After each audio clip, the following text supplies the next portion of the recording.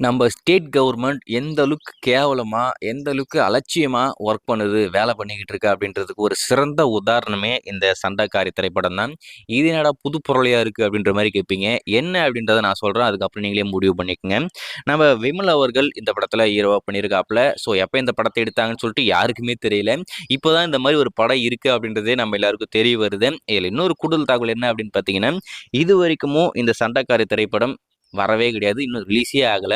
அதில இன்னொரு முக்கியமான விஷயம் என்ன அப்படின்னு பார்த்தீங்கன்னா, இது வந்து ஒரு மலையாள படத்துடைய அஃபிஷியல் ரீமேக். ஸோ இது அந்த படம் ரிலீஸ் ஆகல. இன்னொரு பக்கம் ரீமேக் பண்ணியிருக்காங்க.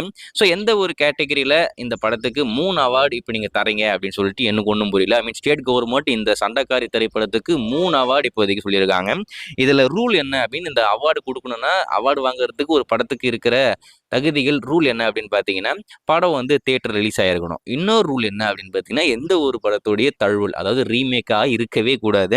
இந்த 2 ரூலையுமே இது வந்து இந்த 2 ரூல்லையுமே இந்த படம் வராது. ஸோ அப்படி இருக்கும்போது, எந்த அளவுக்கு ஒரு அருமையா ஒருத்தவங்க வேலை பார்த்திருந்தா, இந்த படத்துக்கு 3 அவார்டு இப்போதைக்கு அஃபிஷியலா அனௌன்ஸ் பண்ணியிருப்பாங்க. நீங்களே யோசிச்சு பாருங்க.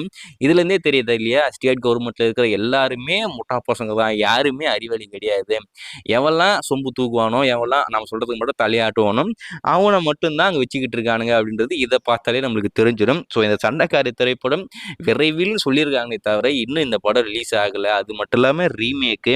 ஆனா இந்த படத்துக்கு 3 ஸ்டேட் அவார்டு இப்போதைக்கு அஃபிஷியலா அனௌன்ஸ் பண்ணியிருக்காங்க. கண்டிப்பா இந்த விஷயம் இப்போதைக்கு சோசியல் மீடியா ஃபுல்லா பயங்கரமா போயிட்டு இருக்கிறதுனால, மேபி அத வாபஸ் வாங்குறதுக்கு வாய்ப்பு இருக்கு. பட் ஆனா இப்போதைக்கு அஃபிஷியலா சொல்லியிருக்காங்க 3 அவார்டு இந்த ஒரு படத்துக்கு. ஸோ இந்த எந்த அளவுக்கு ஒரு மோசமான விஷயங்கள யோசிச்சு பாருங்க. ஸோ எந்த ஒரு டவுன் கிளியரன்ஸோ, எந்த ஒரு டவுன் ஒர்க்குமே பண்ணாம ஐ மீன் விசாரிக்காம எப்படி இந்த விஷயத்த அனௌன்ஸ் பண்ணாங்கன்னு சொல்லிட்டு எனக்கு ஒண்ணும் புரியல. ஸோ இந்த விஷயத்த பத்தி நீங்க என்ன நினைக்கிறீங்க அப்படின்றத மறக்காம கமெண்ட்ல மென்ஷன் பண்ணுங்க.